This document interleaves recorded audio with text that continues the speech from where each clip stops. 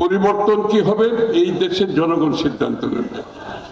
সুতরাং ওই যে সংস্কারের কথা বলা হচ্ছে, সনদের কথা বলা হচ্ছে, সব ঠিক আছে, যতটুকু ঐক্যমত হবে তার বাইরে সময় নষ্ট না করে আমাদের তারেক রহমান সাহেবের সাথে ডক্টর ইউনূসের যে মিটিং হয়েছে লন্ডনে, যেখানে আমি নিজে উপস্থিত ছিলাম, সেখানে ফেব্রুয়ারির প্রথমার্ধে নির্বাচনের মাধ্যমে বাংলাদেশের জনগণের মালিকানা আমরা ফিরিয়ে দিতে চাই, ফিরিয়ে দিতে হবে। আর কোনো পথ নাই, আর কোনো পথ গেলে সেই পথ বাংলাদেশের জন্য বিপদ ডেকে আনবে এবং বাংলাদেশের মানুষ সেটা গ্রহণ করবে না। বাংলাদেশের মানুষ একটা স্থিতিশীল বাংলাদেশ চায়, একটি সহনশীল বাংলাদেশ চায়, একটা গণতান্ত্রিক বাংলাদেশ চায়। বাংলাদেশের মানুষের সাংবিধানিক রাজনৈতিক গণতান্ত্রিক অধিকার ফিরে পেতে চায়। একটাই পথ, দ্বিতীয় কোনো পথ নাই।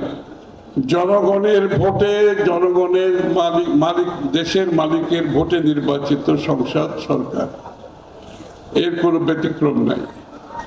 অন্য পথে নিতে চাইলে বাংলাদেশের জনগণ বহুদিন অপেক্ষা করছে একটু ভোট দিয়ে তার নির্বাচিত প্রতিনিধি নির্বাচিত করার জন্য। সেটা যে দলেই হোক, সেটা বিএনপি হতে হবে এমন কোনো কথা তো না।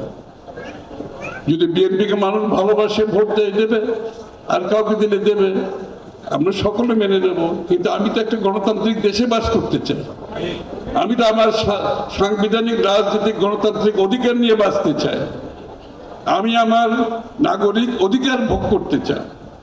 শিক্ষকদের বিষয়ে আপনারা যেগুলো আলোচনা হচ্ছে, তাদের এই সমস্যাগুলোর সমাধান চাই।